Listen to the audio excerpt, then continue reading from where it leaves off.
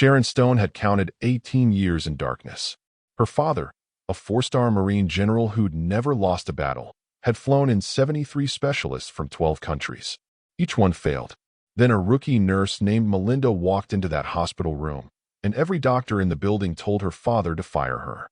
What they didn't know was that Melinda had seen something in Sharon's eyes that $2 million worth of specialists had missed. When she pulled out a simple medical tool and did what she'd only seen once in her childhood, Sharon's scream echoed down the hall. The general dropped to his knees. And those doctors? They couldn't even look him in the eye. Before we continue, please subscribe to the channel and let us know where you are watching from in the comments. Enjoy the story. The sound of coffee brewing at 0600 hours was Sharon Stone's sunrise. It had been for 6,570 days. 18 years measured not in calendar pages, but in the reliable rhythm of her father's footsteps descending the stairs. 13 steps, each one memorized, each one a promise that morning had come again. She stood at the kitchen counter of their home on the Marine base, her fingers tracing the Braille labels she'd placed on every jar, every container, every surface that mattered. Her world was organized with military precision, though she'd laugh and tell you it was survival, not genetics. The coffee pot beeped. 3 short pulses. She'd programmed it that way because 2 pulses sounded too much like a microwave, and 4 felt excessive. 3 was just right. Morning, Sharon. Her father's voice came from exactly where she knew it would. The doorway, 7 feet to her left, where he always paused to watch her, to make sure she was okay, though he'd never admit it. Morning, Dad. Black, 2 sugars, already poured. She turned, holding out his mug with the kind of casual confidence that came from practice, years and years of practice. Their fingers touched as he took it, and she felt the calluses that matched the weight in his voice. You're going to make me predictable, he said, settling into his chair, the one that creaked slightly on the left side. Everything in Sharon's life had a sound signature, a story, a place. You made yourself predictable 18 years ago, she replied, moving to the table with her own mug, herbal tea, chamomile, in the cup with the chipped handle she could identify by touch. Routine keeps you sane, you said. Structure prevents chaos. Your words, General. She heard him smile. You could hear smiles, if you paid attention. They changed the shape of breath, the quality of silence that followed. Sharon's fingers found the Braille reader beside her plate. An article from the Journal of Neuroscience she'd been working through. She was 3 semesters into a psychology degree at Georgetown, completed entirely through audio lectures and tactile materials. Her professors kept telling her she was their top student. She'd shrug and say she had fewer distractions than most. No Instagram. No Netflix binges. Just pure, focused listening to voices teaching her how the human mind worked, how consciousness built meaning from sensation, how people constructed entire worlds from fragments of information. The irony wasn't lost on her. What's today's reading? Her father asked, the question part of their morning ritual, his way of staying connected to her world. Neuroplasticity in sensory-deprived individuals, she said, running her fingers across the raised dots, reading faster than most people could process printed text. Turns out my brain reorganized itself. Visual cortex processing sound and touch now. I'm basically a superhero, Dad. Just not the kind with a movie franchise. She felt him watching her. The weight of his gaze was something she'd always been able to sense. Not mystically, just practically. Fathers who've been watching for 18 years carry a specific quality of attention. Love mixed with helplessness. Pride tangled with pain. You are remarkable, he said quietly, and in those 3 words, she heard all the things he never said. All the specialists he'd called. All the hope he'd carried and buried. All the rage at an enemy he couldn't defeat with strategy or strength. I'm adapted, Sharon corrected gently, her fingers pausing on the page. There's a difference, Dad. Remarkable is a choice. Adapted is just what happens when you don't have options. The silence between them held 18 years of unspoken truths. She'd learned to live without sight. He'd never learned to live with it. Outside, the base was waking up. She heard reveille in the distance, the sound of boots on pavement, the world stirring into its daily routine. Her world had different boundaries. The walls she knew by heart, the paths she'd memorized, the 4-block radius of independence she'd negotiated with a father who saw danger in every corner she couldn't see coming. She'd made peace with her darkness. He never had. But Sharon had no idea that in exactly 4 hours, a stranger would walk into her life and change everything she'd ever known about darkness. She had no idea that her father's war, the one he'd been fighting since the day she was born, was about to reach a battlefield neither of them expected. She simply finished her tea, kissed her father on the cheek, and prepared for another day of the beautiful, limited, completely manageable life she'd built from 18 years of night. Some endings arrive quietly. Some arrive disguised as ordinary mornings. This one arrived with a rookie nurse named Melinda. General Marcus Stone had commanded Marines through 3 combat deployments. He'd planned operations across 4 continents, coordinated intelligence networks that spanned 12 time zones, and made decisions that determined whether men came home or stayed behind. He understood strategy. He understood resources. He understood that every problem had a solution if you gathered the right intelligence, deployed the right assets, and refused to accept defeat. But some enemies don't wear uniforms. Specialist number 1 arrived when Sharon was 3 months old. Dr. Elizabeth Chun from Boston Children's Hospital, ranked among the top pediatric ophthalmologists in the world.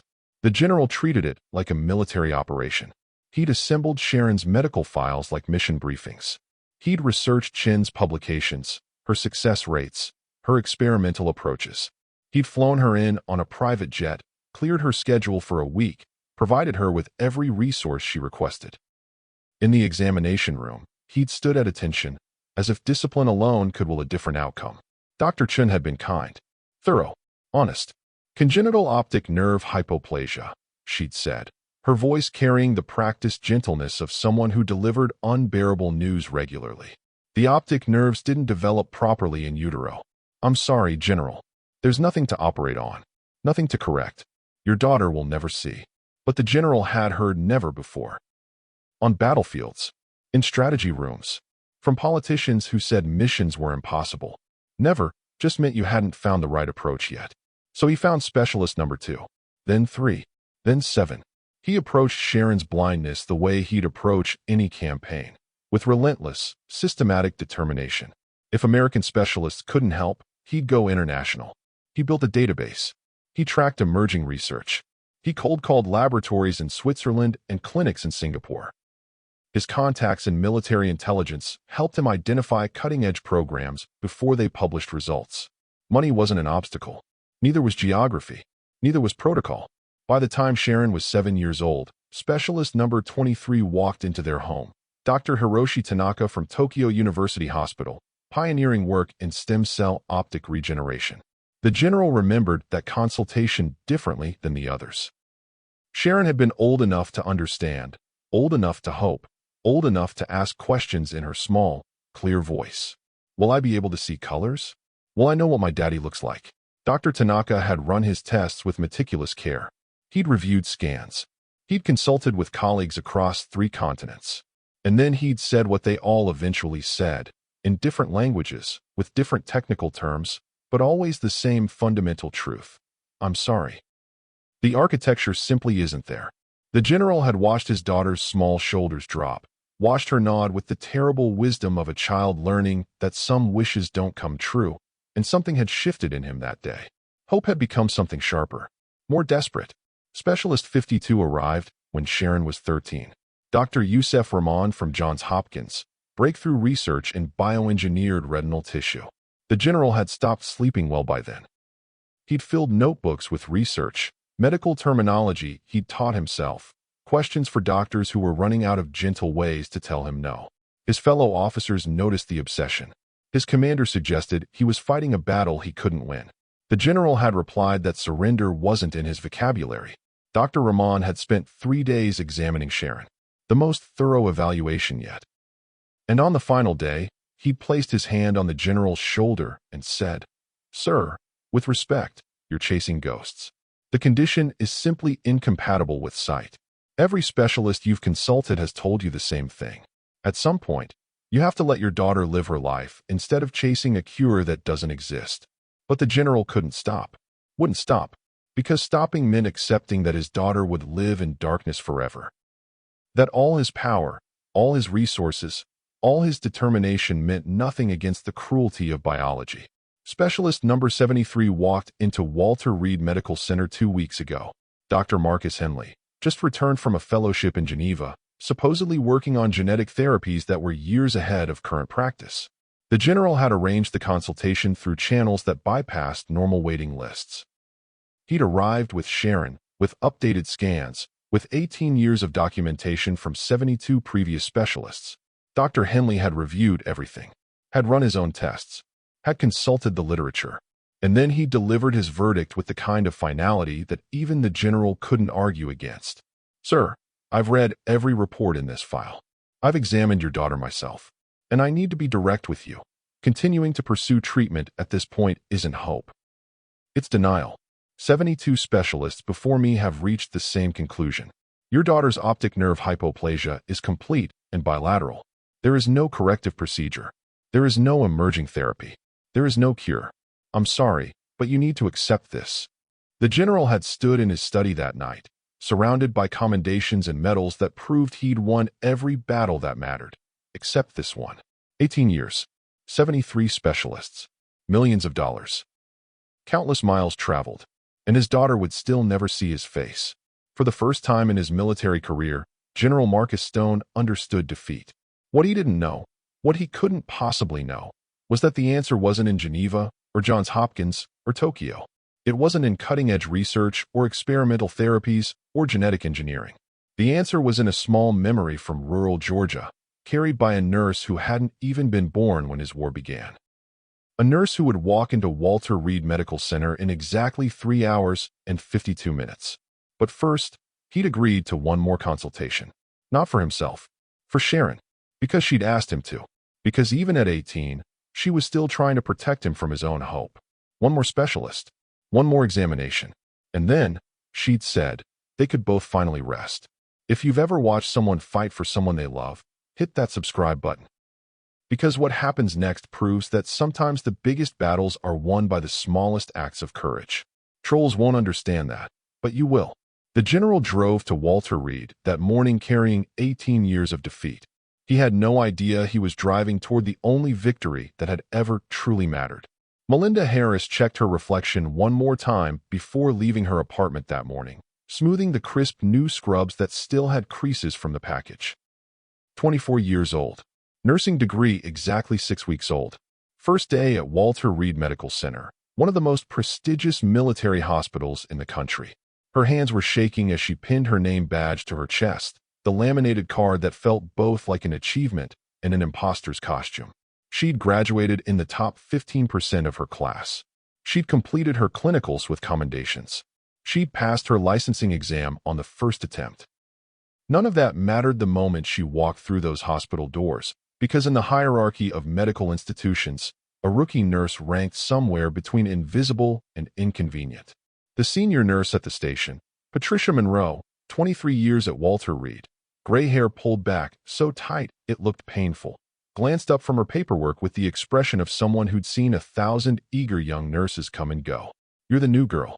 Harris, right? Yes, ma'am. Melinda Harris. I'm assigned to. I know what you're assigned to. Patricia's tone wasn't cruel, just efficiently dismissive. You'll shadow Nurse Chin today. Don't touch anything. Don't suggest anything. And for God's sake, don't try to impress anyone. We've got actual doctors for that. She returned to her paperwork as if Melinda had already disappeared. The morning proceeded exactly as Melinda had feared. She followed Nurse Chun, a woman who moved through the ward with the brisk confidence of someone who'd forgotten what uncertainty felt like, and tried to make herself useful while remaining invisible. She fetched supplies. She observed procedures. She asked careful questions that were answered with varying degrees of patience. The doctors didn't make eye contact. The other nurses offered polite smiles that didn't reach their eyes. Everyone was busy. Everyone was important. Everyone had earned their place. Everyone except Melinda. At 10:47, Patricia called her back to the station with the casual authority of someone assigning a task beneath notice. We've got a VIP patient in 347. General's daughter. 18 years old, congenitally blind. Here for yet another consultation that won't change anything. She handed Melinda a tablet without looking up. Your job is simple. Keep her comfortable. Make sure she has water. Be polite. Don't engage in medical discussions. The specialists handle the actual medicine. You're basically hospitality. Think you can manage that?" Melinda took the tablet, feeling the weight of dismissal in every word. "Yes, ma'am. Room 347. Keep her comfortable." "And Harris?" Patricia finally looked up, her expression carrying a warning Melinda didn't fully understand yet. "The general is military royalty. His daughter has been seen by every specialist worth their degree. Whatever you think you know about nursing, whatever you learned in school, set it aside. Your job is to not make waves." "Understood. Understood." But as Melinda sat in the empty staff lounge an hour later, scrolling through Sharon Stone's medical file on the tablet, she felt something unsettling taking root in her chest. The file was massive. 18 years of consultations, 73 different specialists, hundreds of tests and scans and evaluations. She read through examination notes from doctors whose names she recognized from textbooks. She reviewed diagnoses written in technical language she had to look up on her phone. Congenital optic nerve hypoplasia. Bilateral. Complete. Irreversible. Every specialist agreed. Every test confirmed it. Every conclusion was identical. But Melinda carried a secret. A memory from when she was 9 years old, sitting in her mother's small clinic in rural Georgia, watching through a doorway she wasn't supposed to be watching through. Her mother, Dr. Sarah Harris, a country doctor who treated farmers and factory workers and families who paid in cash or casseroles, examining a woman who'd come in complaining of cloudy vision. Melinda remembered her mother's hands, steady and certain, working with an instrument that looked too simple for the miracle that followed. She remembered the woman's gasp, the tears, the way her mother had smiled and said something about membranes and how sometimes the simplest problems hid behind the most complicated symptoms. Melinda had been 9 years old. The memory was nearly 15 years old now, softened by time, possibly distorted by a child's limited understanding. She'd never asked her mother about it afterward. She'd filed it away as one of those moments from childhood that seemed significant but probably wasn't. Except now, sitting in this hospital lounge, reading about Sharon Stone's eyes, something about that memory was surfacing, pushing against her consciousness like a word on the tip of her tongue. A recognition she couldn't quite name. It was probably nothing. It was almost certainly nothing. She was a rookie nurse 6 weeks out of school, reading a file compiled by specialists whose collective experience spanned centuries. What could she possibly see that they had missed? But the memory wouldn't settle. It kept circling back, insistent and uncomfortable. A memory that would either save her career or destroy it before it even started. Melinda closed the tablet and stood up, smoothing her scrubs again, trying to quiet the voice in her head that was growing louder with every passing minute. She had a job to do. A simple job. Keep the patient comfortable. Don't make waves. Don't overstep. She could do that. She would do that. When Melinda finally walked into room 347 at 12:53, carrying a fresh pitcher of water and wearing her most professional smile, she had no idea that the next 7 minutes would change 3 lives forever. She had no idea that the instinct she was trying so hard to ignore was the only thing standing between Sharon Stone and a lifetime of unnecessary darkness. She only knew that something in that medical file didn't feel right. And sometimes, feeling is more important than knowing. Sharon was sitting by the window when Melinda entered, her face turned toward sunlight she couldn't see but could feel. She looked younger than 18, small-framed, dark hair pulled back, wearing a Georgetown sweatshirt. Her eyes were open, unfocused, moving slightly as she listened to the world rather than watched it. "Hi," Melinda said softly. "I'm Melinda. I'll be your nurse today."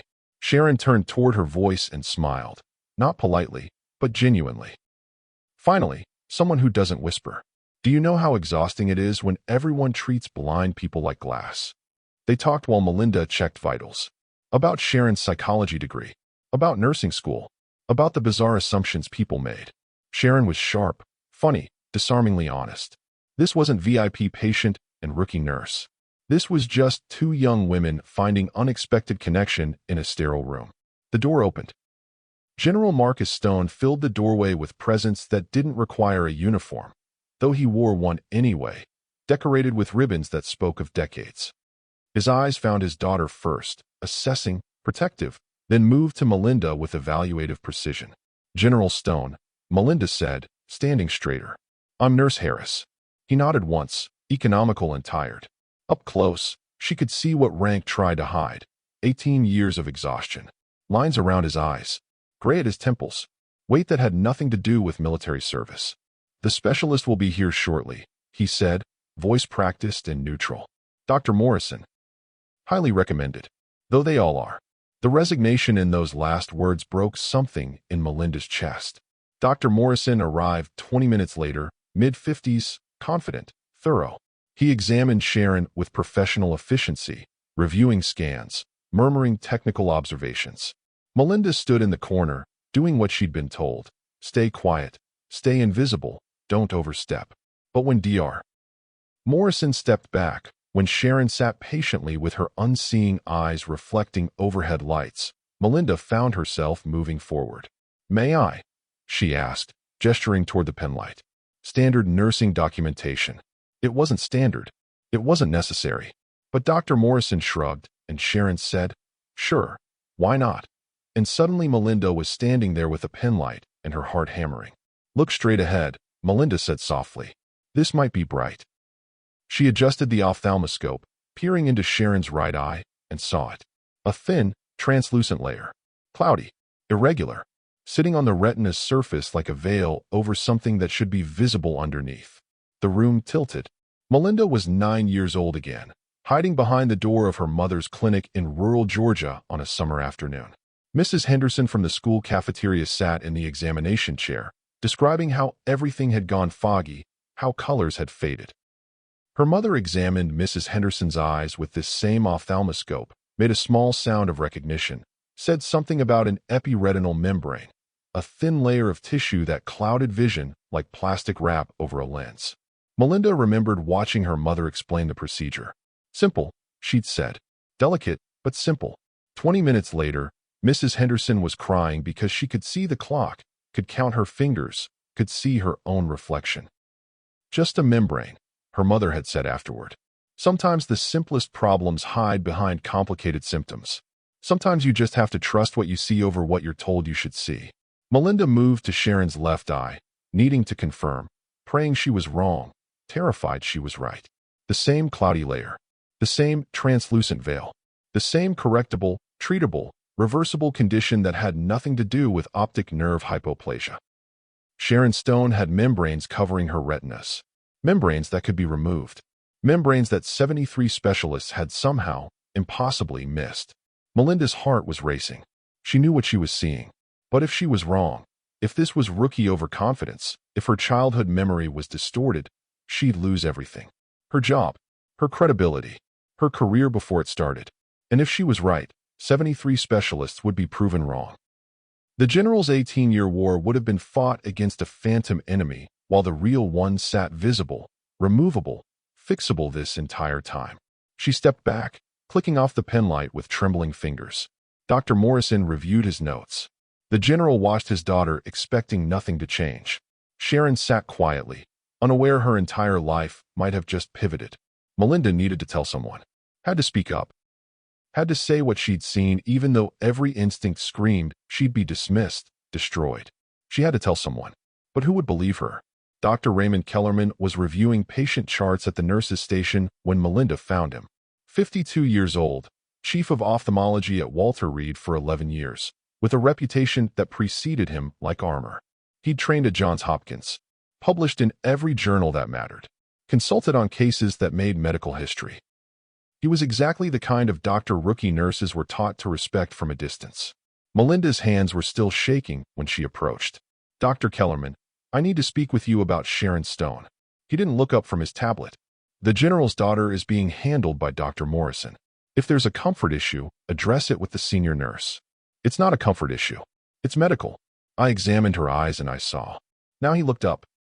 His expression wasn't angry, just mildly surprised, the way you'd look at a child who'd wandered into the wrong room. You've been here for what, 6 hours? And you examined a patient's eyes? He set down his tablet with deliberate slowness.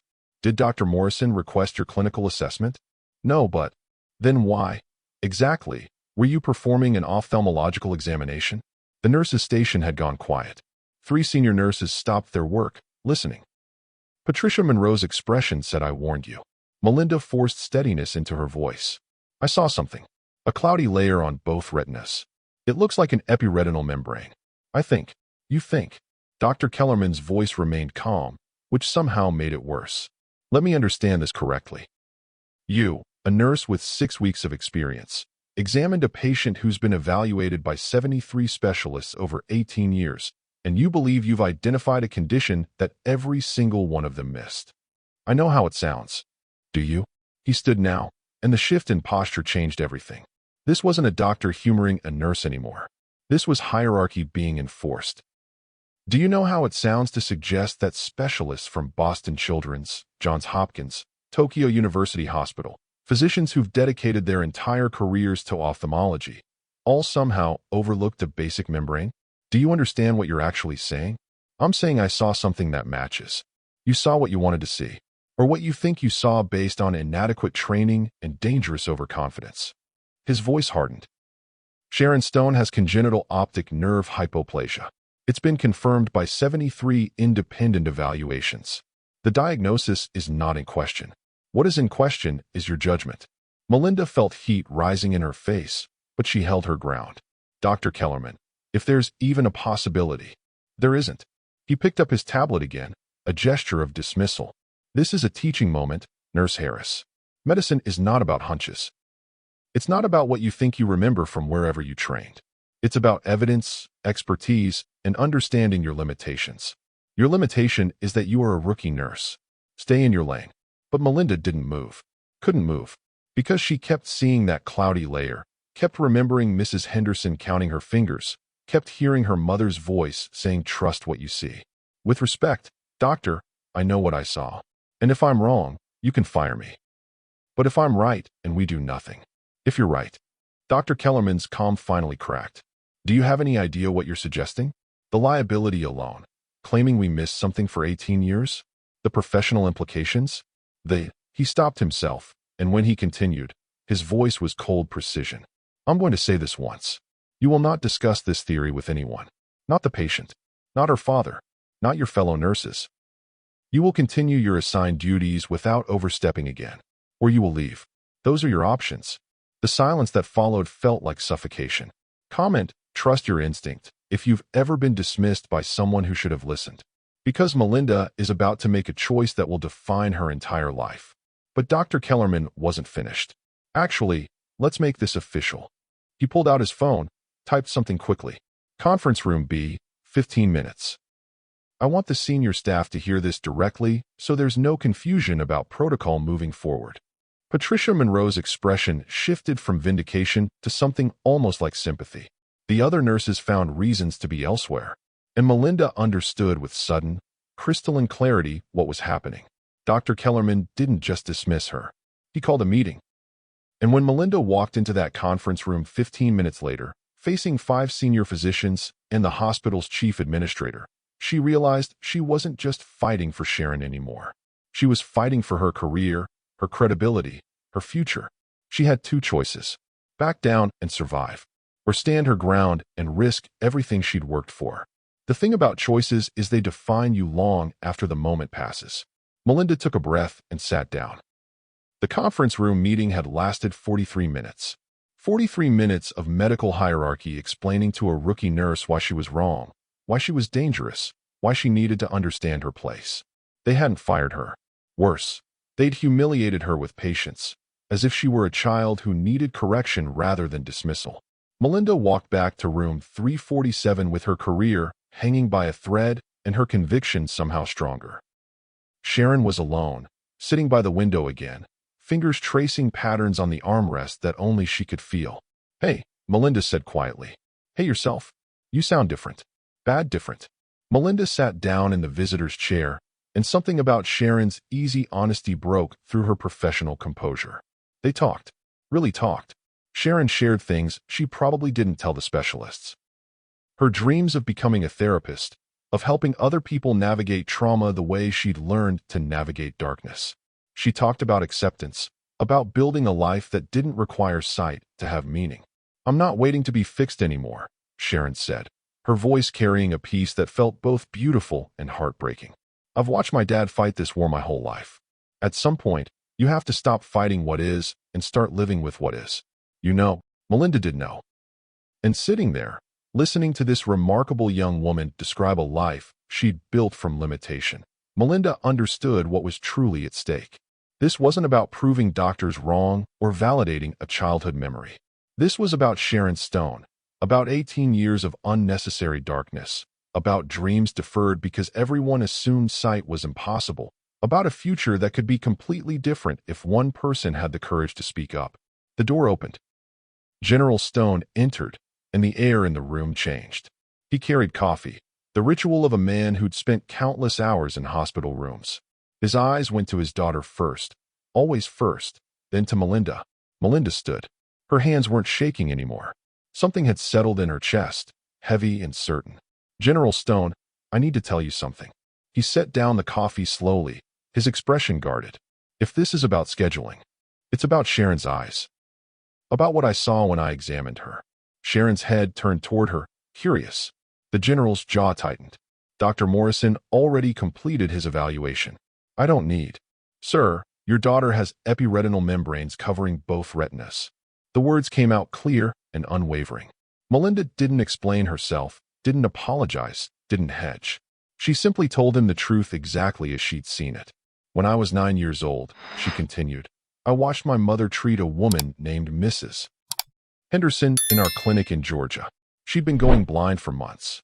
The big hospital in Atlanta told her it was permanent. But my mother examined her eyes and saw a thin, cloudy layer, scar tissue that had formed on the retina's surface. An epiretinal membrane. It's like plastic wrap over a camera lens. Everything underneath works fine, but nothing can get through. The general hadn't moved. Sharon had gone completely still. My mother used a specialized instrument, a vitrectomy probe, to carefully peel away that membrane. The procedure took less than 30 minutes.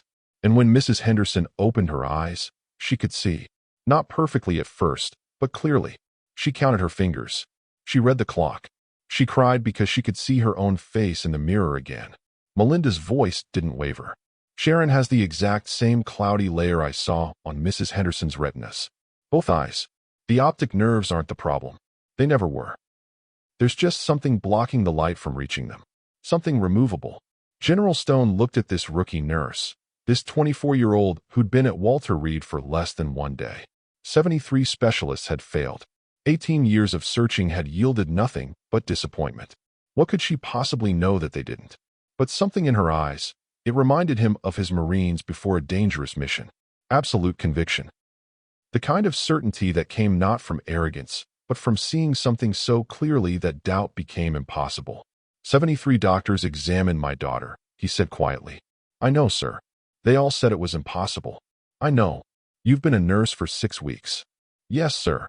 The general was silent for a long moment, and Melinda prepared herself for dismissal, for the same institutional resistance she'd faced in that conference room. She'd done what she could. She'd spoken the truth. That would have to be enough. Then General Stone asked one question. Just one. And it changed everything. What do you need?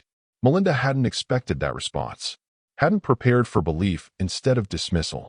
She'd been ready for a fight, not for a father desperate enough to listen.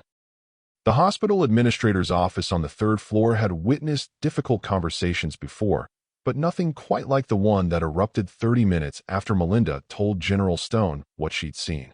Administrator Helen Cross sat behind her desk, flanked by Dr. Kellerman and the hospital's chief legal counsel, facing a 4-star Marine general who'd walked in without an appointment and wasn't leaving without answers. I'm requesting that Nurse Harris be allowed to perform the procedure she's described, General Stone said, his voice carrying the command authority of 30 years in uniform. On my daughter. With my full consent. Helen Cross exchanged glances with Dr. Kellerman, her expression carefully diplomatic. General, I understand you're frustrated. I'm not frustrated. I'm demanding action. Dr. Kellerman leaned forward, his tone measured but firm. Sir, with all due respect, you're asking us to allow a rookie nurse with 0 surgical experience to perform a delicate intraocular procedure based on a childhood memory and a 5-minute examination. That's not medicine. That's recklessness. What's reckless is ignoring a potential diagnosis. There is no diagnosis. Kellerman's composure cracked slightly. Your daughter has been evaluated by 73 ophthalmologists. 73 independent confirmations of congenital optic nerve hypoplasia. That's not opinion, General. That's medical consensus. Consensus can be wrong. Consensus protects patients from exactly this kind of. Kellerman stopped himself, recalibrated. Let me be direct. If we allow an unqualified nurse to perform surgery and something goes wrong, if she causes bleeding, infection, retinal detachment, or any of a dozen possible complications, this hospital faces catastrophic liability. We face a lawsuit that could destroy careers and close departments. And your daughter faces consequences far worse than blindness. The legal counsel spoke up, her voice clinical and detached. General Stone, even with your consent, we cannot authorize a procedure that falls so far outside standard of care. The risk management implications alone. I don't care about your risk management. But we do, Helen Cross said gently. General, I have tremendous sympathy for your situation. But this hospital has protocols precisely to prevent harm. Dr. Kellerman is one of the most respected ophthalmologists in the country. Then let him examine her again. Let him look for what Nurse Harris saw. A heavy silence filled the room. Dr. Kellerman's jaw tightened, and something flickered across his face, something that looked uncomfortably like recognition. I already examined her, Kellerman said quietly. When, 7 years ago, I was specialist number 48. The air left the room. General Stone stared at the doctor with dawning understanding, and suddenly the resistance made terrible sense. You examined Sharon when she was 11 years old, the general said slowly. You spent 3 days running tests. You wrote a 30-page report confirming optic nerve hypoplasia. You told me there was no hope. Because there wasn't. There isn't. But Kellerman's voice had lost its certainty, replaced by something defensive. I performed a thorough examination. I reviewed every previous specialist's findings. I reached the only medically sound conclusion. Where you missed something. I didn't miss anything. The words came out sharp, almost angry. I have been practicing ophthalmology for 27 years. I have performed over 4,000 surgical procedures. I do not miss epiretinal membranes. And there it was. The real villain emerging from behind professional courtesy and medical protocol. This wasn't about medicine anymore. This was about ego. About 73 specialists who couldn't afford to be wrong. About a hospital's reputation. About everything except Sharon. If you believe ego should never stand between a patient and hope, hit that like button. Because what these doctors did next is exactly why we need to speak up against institutional arrogance. Comment, patients first, if you stand with Sharon. General Stone's voice dropped to something dangerously quiet. Let me be clear about what's going to happen. You will re-examine my daughter. You will look for what Nurse Harris described. And if you find it, you will treat it. If you refuse, I will transfer Sharon to Johns Hopkins today, and I will make sure every medical journal and news outlet knows that Walter Reed prevented a potential cure because of institutional pride.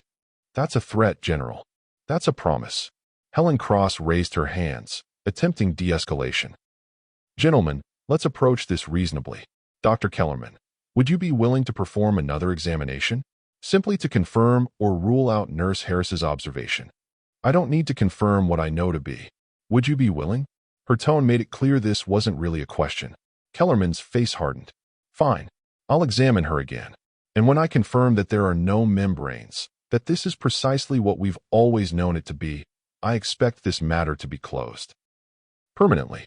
And I expect Nurse Harris to be removed from this case for inappropriately raising false hope with a vulnerable family.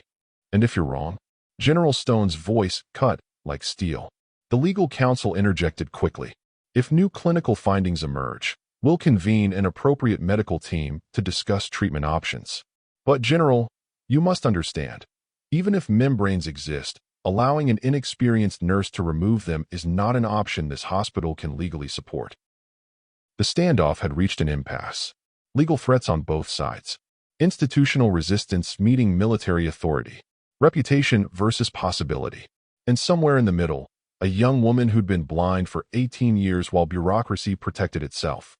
And then Sharon herself walked into that office, guided by a nurse who'd clearly tried and failed to stop her, and everyone in the room fell silent. Sharon Stone stood in the doorway of the administrator's office, one hand resting lightly on the nurse's arm for orientation, her unseeing eyes directed toward the sound of voices that had gone suddenly, completely silent. She'd navigated the hallways of Walter Reed before. Knew the turns, the distances, the echo patterns that told her where walls ended and rooms began. But she'd never walked into a room with this kind of weight, this kind of expectation. "I heard my name," she said simply. "I thought I should be here." Her father moved toward her instinctively, protective, but Sharon raised her free hand slightly, a gesture they'd developed over 18 years that meant, "I've got this." "Sharon, this is a complex medical discussion," Administrator Cross began, her voice careful. "We're trying to determine the best course of—" "The best course for me," Sharon interrupted gently. "Which means I should probably have a say, don't you think?" This was the young woman who'd completed 3 semesters at Georgetown with a 3.9 GPA, who'd published an essay on disability and autonomy in her university's journal, who'd spent 18 years being discussed, evaluated, examined, and debated while rarely being asked what she actually wanted. Her independence wasn't just adaptation, it was identity. And standing there in that administrator's office, she reclaimed something that medical institutions often forget belongs to patients: their voice. "I've been listening outside for about 5 minutes," Sharon continued, turning her head slightly toward where she'd heard Dr. Kellerman's voice.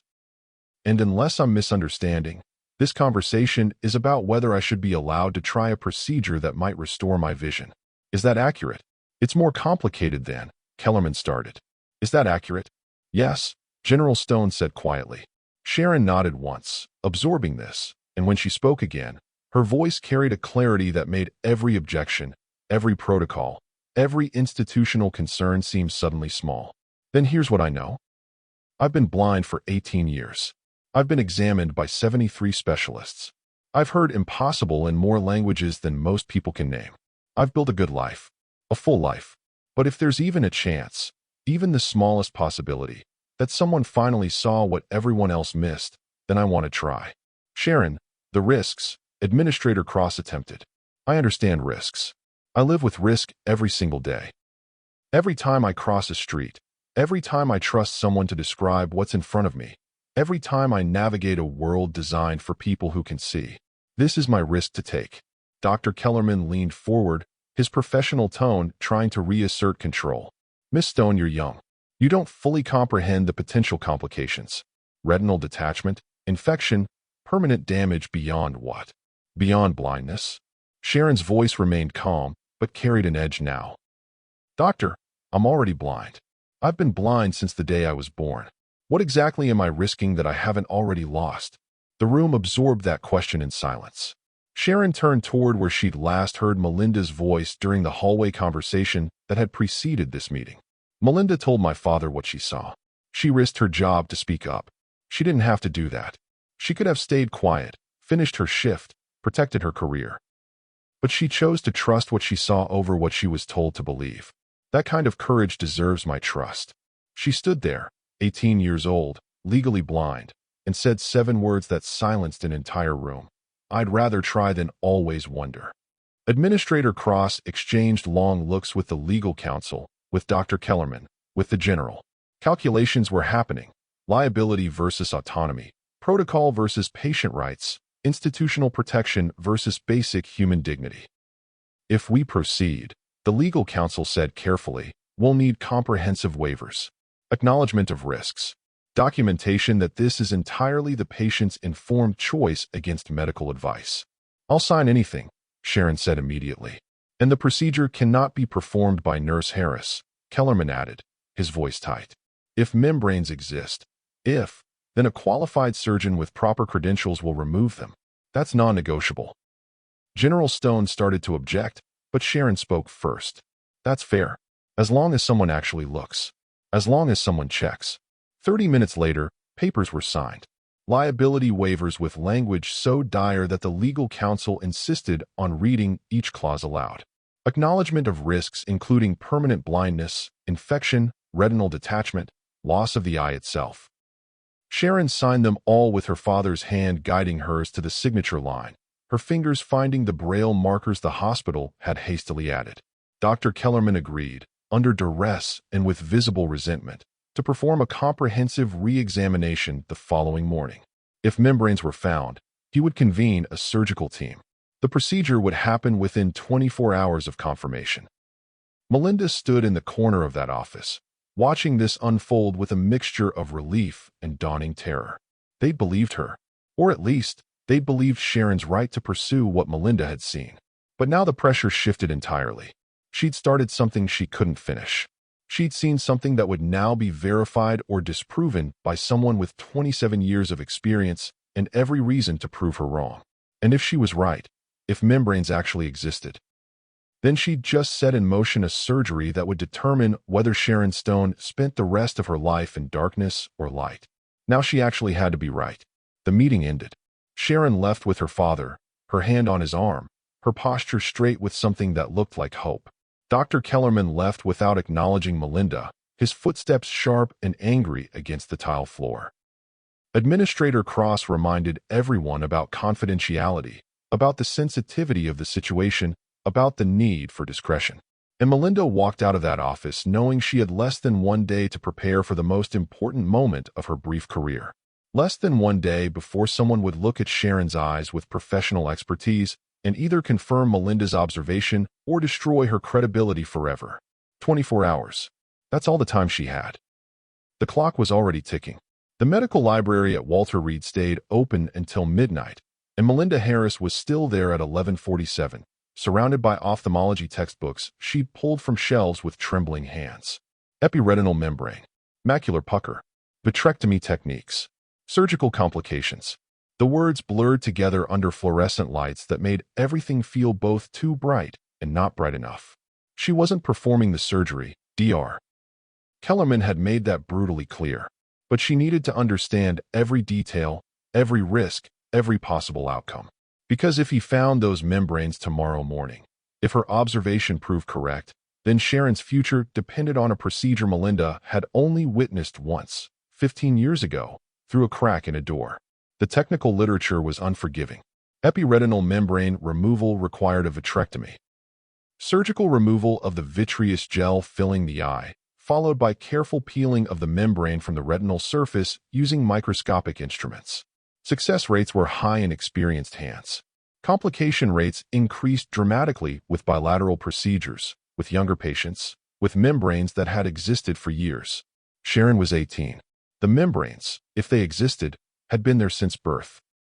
No surgeon had attempted this kind of case before because no one had diagnosed it before.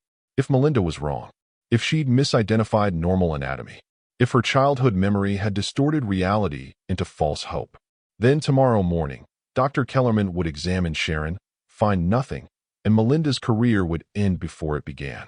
And if she was right, but the surgery failed. Her phone rang at 10 past midnight. Her mother's name appeared on the screen, Dr.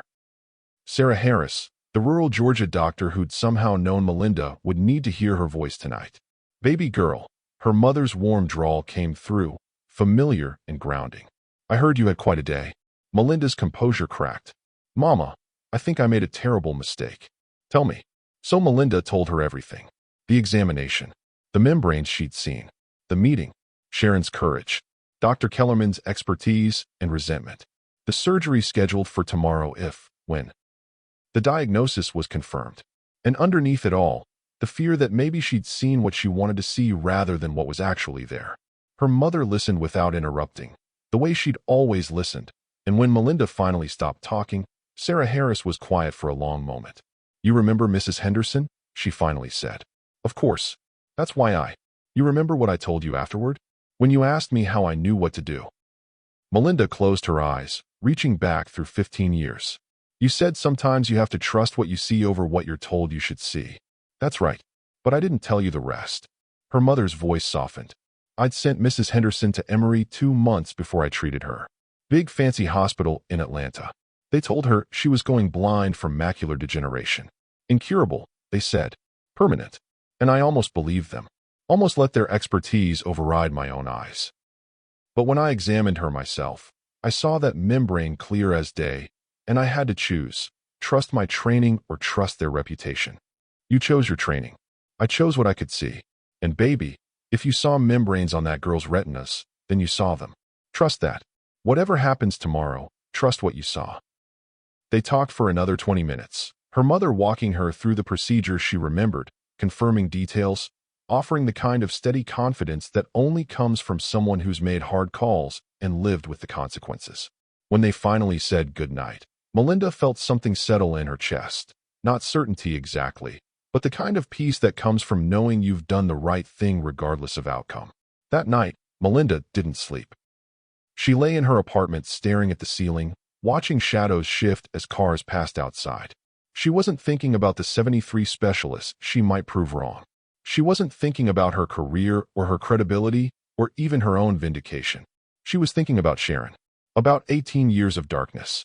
About a young woman who'd said, "I'd rather try than always wonder," with such clear-eyed courage that it made Melinda's breath catch just remembering it.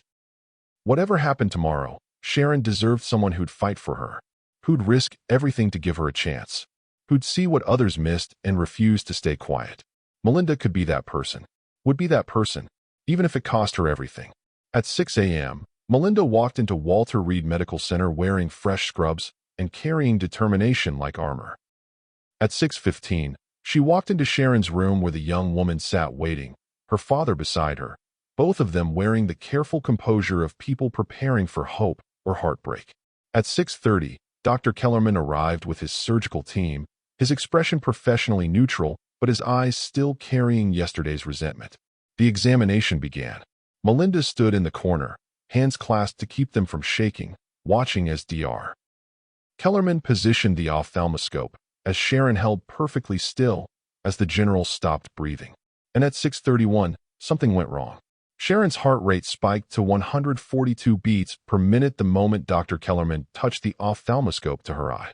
The monitor's alarm cut through the examination room with shrill urgency, and the general moved forward instinctively before the attending nurse raised a hand to stop him.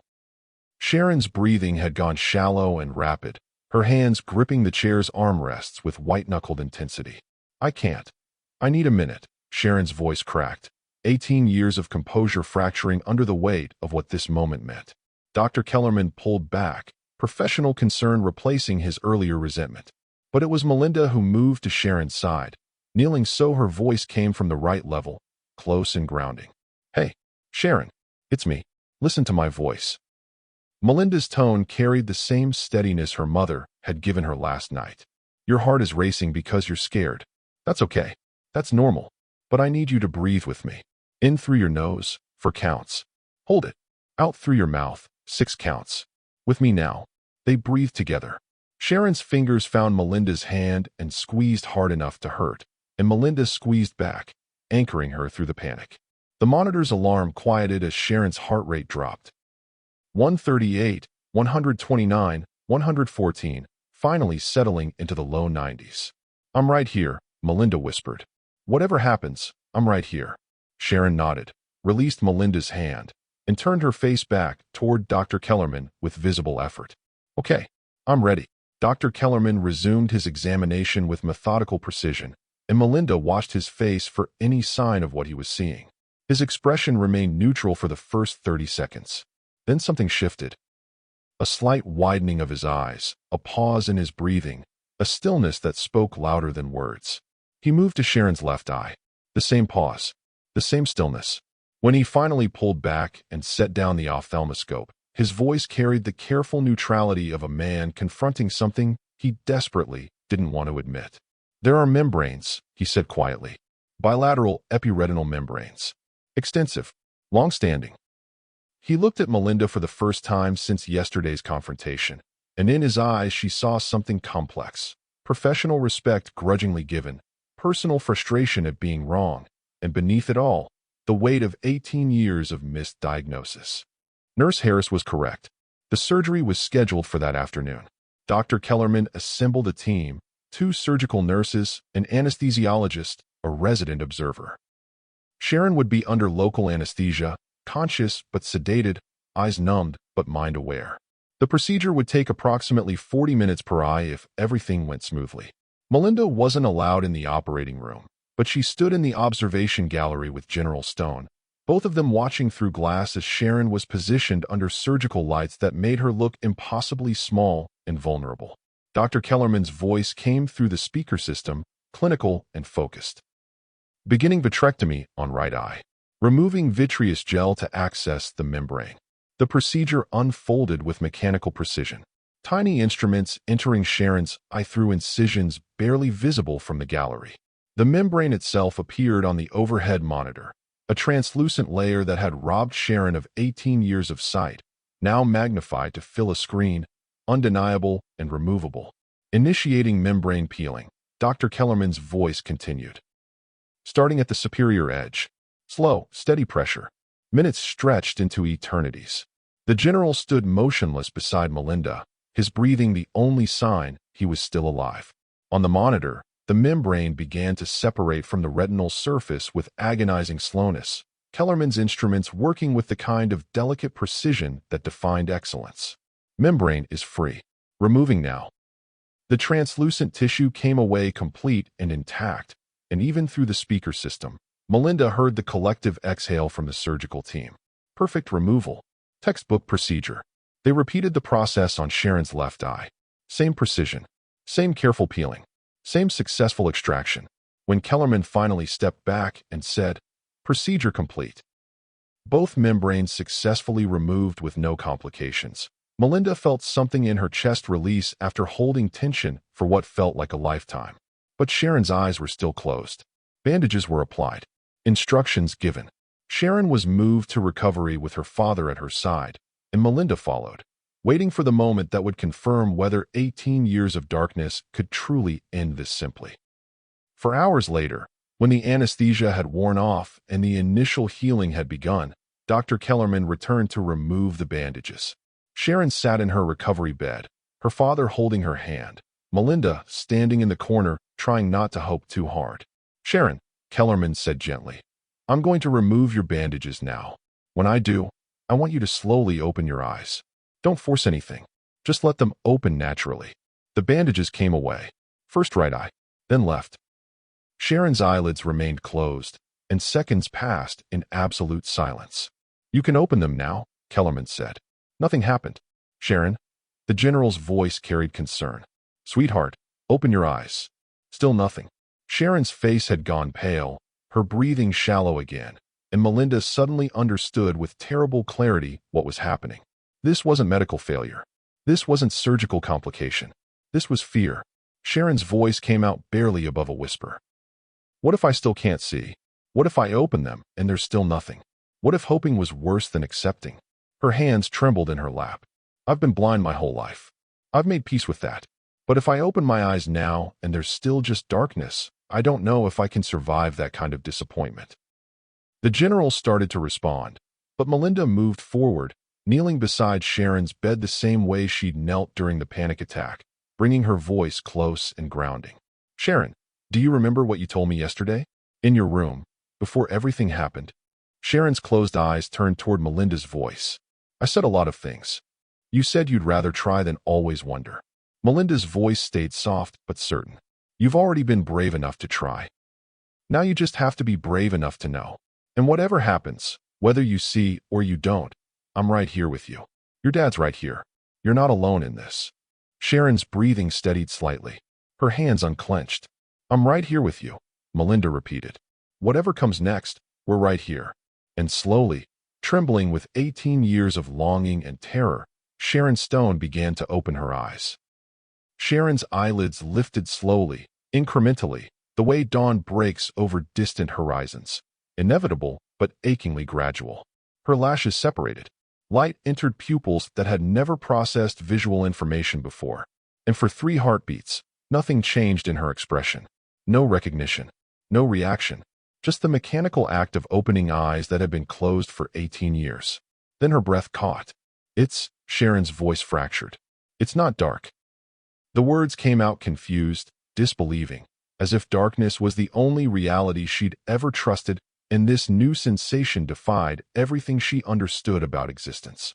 Her eyes moved slightly, unfocused but searching, and Melinda watched realization dawn across Sharon's face with the kind of wonder that made the entire room hold its breath. "I see light," Sharon whispered. "Actual light. Not the idea of light or someone describing light, but, oh my God, I can see light." Melinda's own eyes filled with tears. She hadn't given herself permission to cry until this moment. "It's going to be blurry at first," she said, her voice unsteady. Your brain has to learn how to process what your eyes are sending. But Sharon, you're seeing. You're actually seeing. I'm terrified, Sharon admitted, her voice small and honest. What if this is temporary? What if I wake up tomorrow and it's gone? Melinda knelt closer, her own vulnerability rising to meet Sharon's. You want to know the truth? I'm terrified too. I've been terrified since the moment I saw those membranes. Terrified I was wrong. Terrified I'd fail you. Terrified I'd give you hope and then destroy it. Her voice cracked. But being terrified and being brave aren't opposites, Sharon. Sometimes they're the exact same thing. So let's be terrified together and see what happens next. Sharon's unfocused eyes turned toward Melinda's voice, and something in her expression shifted from fear toward determination. She blinked slowly, deliberately, and with each blink the world seemed to sharpen incrementally in her vision. There are shapes, Sharon breathed. Blurry shapes. Something tall to my right. Is that a person? That's your father, Melinda said softly. Sharon turned her head slowly toward where General Stone stood frozen, his hand still holding hers, but his entire body rigid with the kind of hope that hurt to carry. Sharon blinked again, her eyes adjusting, her brain frantically building neural pathways that should have formed in infancy, but were constructing themselves now in real-time desperation. The shapes are getting clearer, Sharon said, wonder bleeding into her voice. I can see edges. Definition. There's a face. I can see a face. Her voice rose slightly, excitement overriding fear. Dad, I can see your face. It's blurry, but it's there. You're there. General Marcus Stone, who'd commanded Marines through combat, who'd made life-and-death decisions without flinching, who'd maintained composure through 18 years of medical disappointments, made a sound that wasn't quite a sob and wasn't quite a laugh. His free hand covered his mouth, his shoulders shook, and tears he'd been holding for nearly 2 decades finally broke free. Sharon's vision continued sharpening. Blurs became shapes. Shapes became features. Features became the face of a man she'd only known through touch and sound, and the particular quality of his presence in a room. You have gray hair at your temples, Sharon said, her voice filled with awe. And lines around your eyes. And your mouth is, Dad, you're smiling. I can see you smiling.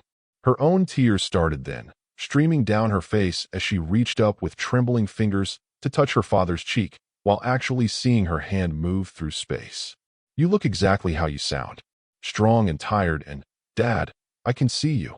The general dropped to his knees beside her bed, his forehead pressing against their joined hands, and 18 years of war finally ended in the smallest, most profound victory imaginable. His daughter could see his face. After 73 specialists, after millions of dollars, after flying to 12 countries and consulting every expert who mattered, it took a rookie nurse with a childhood memory to end his longest battle. Dr. Kellerman stood motionless by the door, his professional composure barely containing something that looked like shame.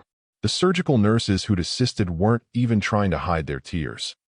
The resident observer had her hand over her mouth, witnessing the kind of medical moment that would define why she'd chosen this profession. Sharon looked around the room now, her vision still adjusting but functional, seeing colors and faces and the mundane miracle of visual reality for the first time in her conscious memory.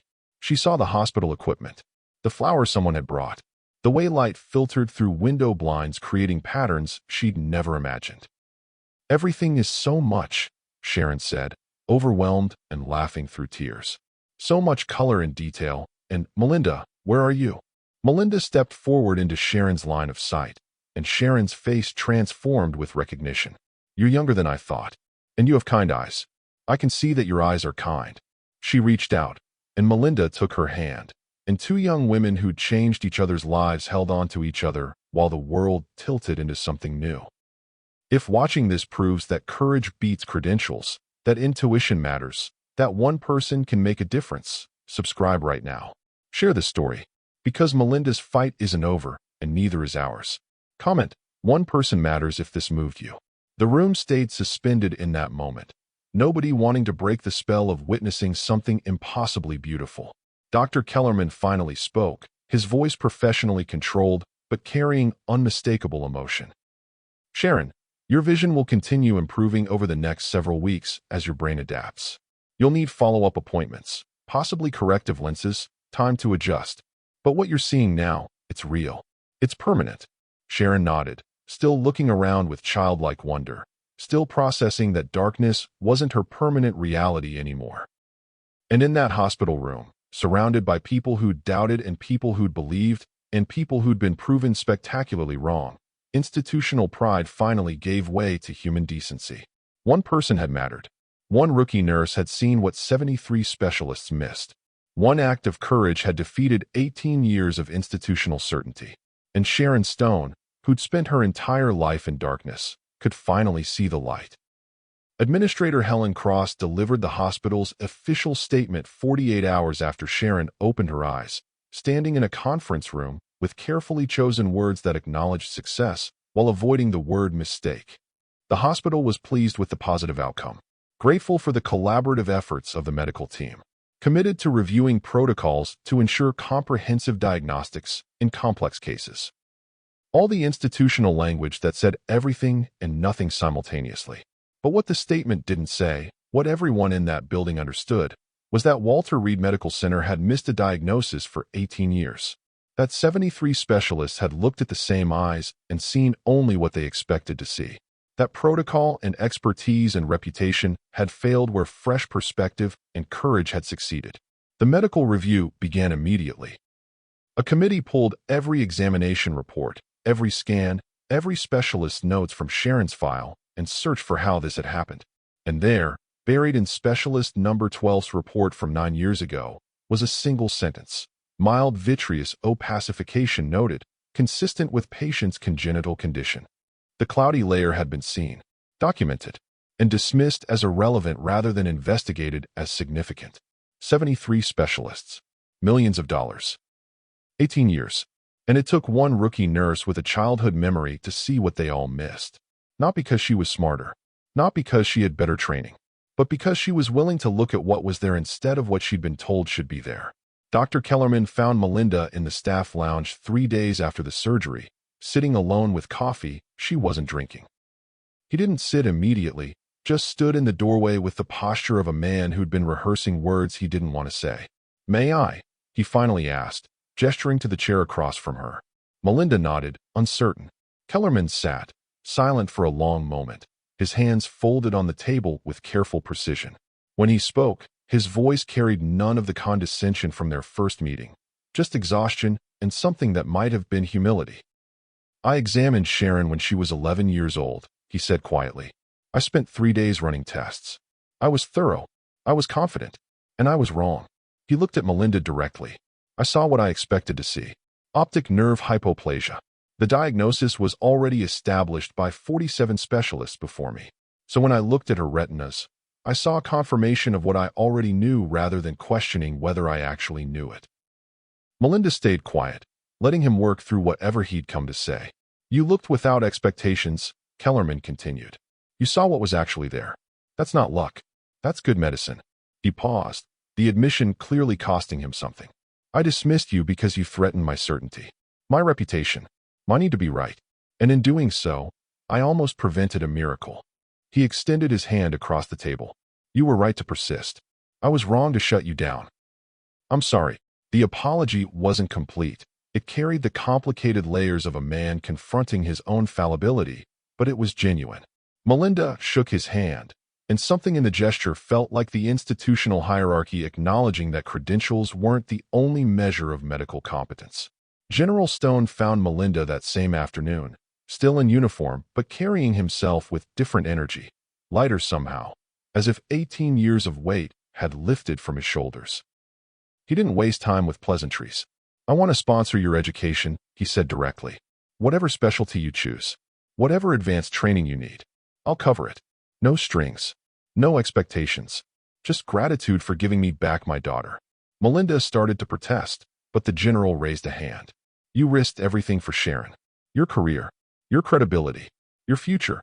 You stood up to an entire institution because you trusted what you saw. That kind of integrity deserves support." She accepted, though the conversation felt surreal. 6 days ago, she'd been a rookie nurse trying to survive her first shift, and now a 4-star general was offering to fund her future. But more than the financial support, it was the recognition that mattered. The acknowledgement that she'd done something that mattered. That one person's courage could genuinely change a life. Patricia Monroe, the senior nurse who dismissed Melinda on day one, approached her in the hallway with an expression somewhere between chagrin and respect. "You were right," she said simply. "I told you to stay in your lane. I was wrong. This place needs more nurses willing to drive outside their lane when it matters." The shift was palpable. Other nurses asked Melinda questions about the case, treating her observations with respect rather than dismissal. Doctors nodded to her in hallways.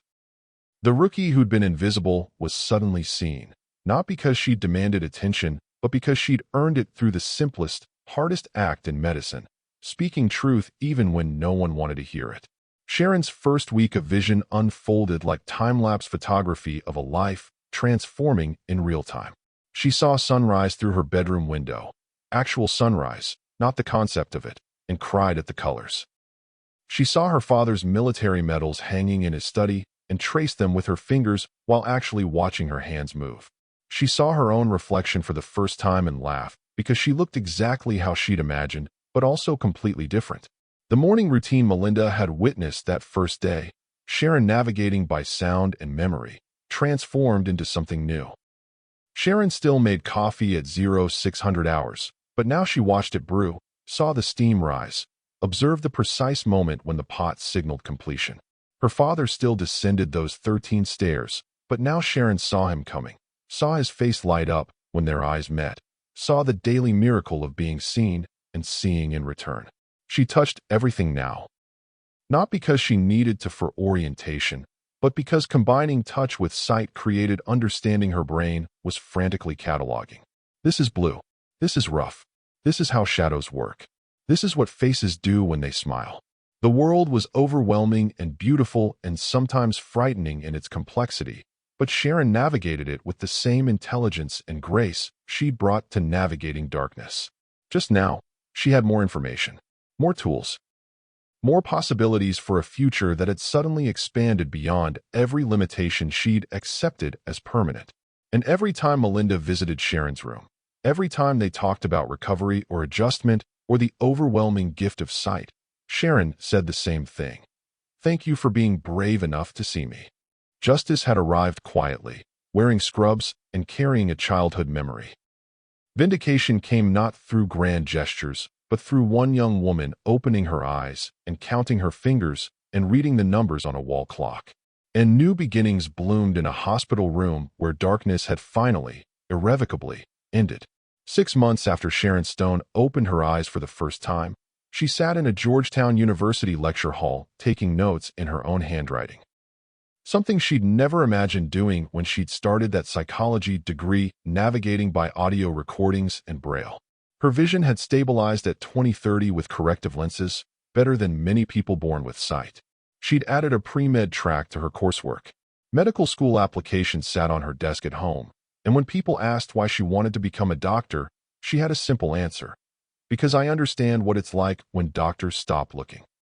She'd become an unexpected advocate for diagnostic humility, speaking at medical conferences about her case, about the specialists who'd missed what mattered, about the nurse who'd seen what others overlooked. Her story was becoming required reading in teaching hospitals, a cautionary tale about the dangers of diagnostic certainty and the importance of fresh perspective.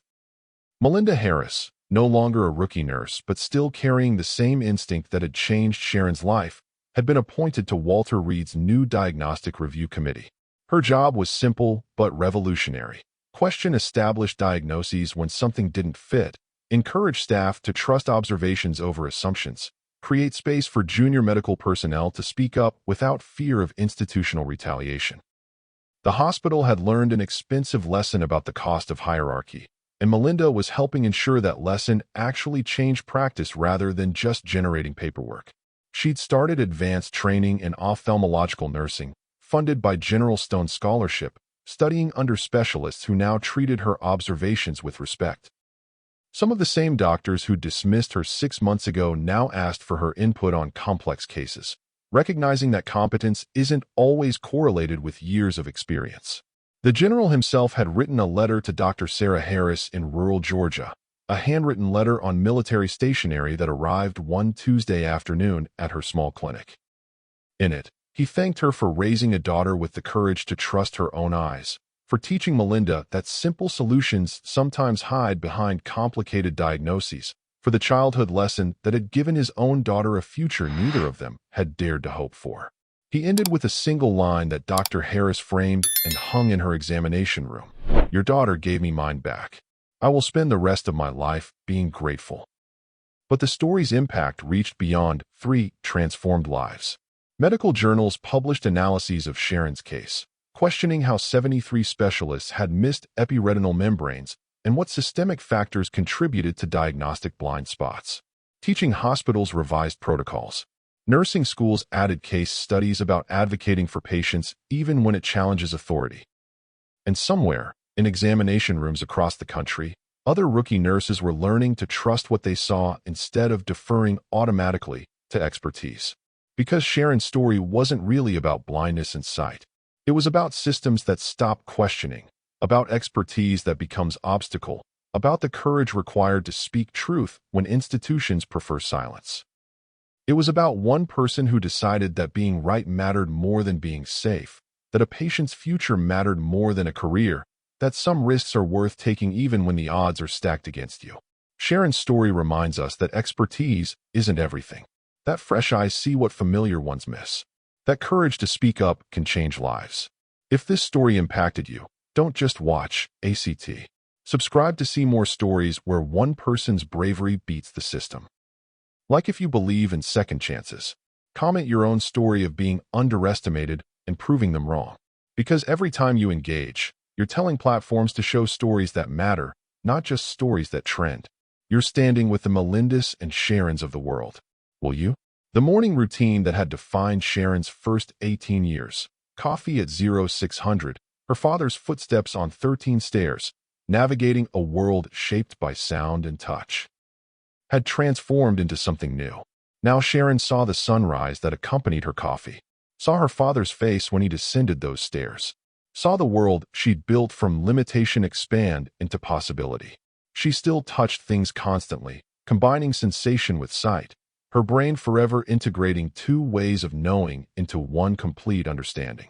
But the darkness that had defined her existence, that had been her permanent reality, her accepted limitation, her adapted normal. That darkness was gone, and in its place was light, color, vision, future, not because of millions of dollars spent on specialists, not because of cutting-edge research or experimental therapies, but because one 24-year-old nurse, 6 weeks out of school, looked at what was actually there instead of what she was told should be there. Because Melinda Harris decided that speaking up was worth the risk of being wrong, that a patient's hope mattered more than her own comfort, that some battles are worth fighting even when the entire institution tells you to stand down. General Marcus Stone had fought for 18 years to win a war everyone said was unwinnable. In the end, he didn't win it through military strategy or unlimited resources or sheer determination. He won it because one person was brave enough to see what others had missed and courageous enough to say so. Sharon Stone counted 18 years in darkness, but she'll count the rest of her life in light. Because one nurse decided that being right was worth risking everything. And sometimes, that's all it takes to change a life forever. One person, one moment, one choice to speak when silence would have been easier.